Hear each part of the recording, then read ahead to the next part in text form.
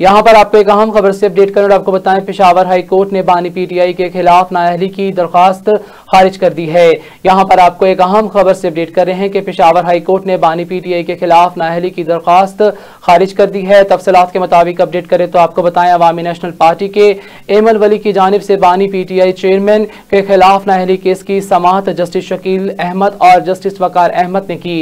दरखास्त गुजार की जानिब से अदालत में मौक़िफ़ इख्तियार किया गया कि बानी चेयरमैन पीटीआई ज़िमनी इंतखाबात में 60 हल्कों से जीत गए थे।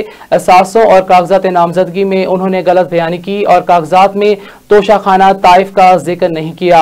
असासे जाहिर न करने पर बानी चेयरमैन पीटीआई को मज़कूरा हल्कों से नाअहल किया जाए। वकील की जानिब से अदालत से इस्तदा की गई है कि असम्बली रही ना बानी चेयरमैन पीटीआई अब मेंबर रहे, इसलिए केस अब काबिल समाअत नहीं रहा। अदालत ऑर्डर में सिर्फ इतना लिख दे कि यह केस आइंदा दायर किया जा सकता है। बाद अज़ा पेशावर हाई कोर्ट के एमल वली की दरखास्त गैर मौसर होने की बुनियाद पर खारिज कर दी गई और केस निपटा दिया।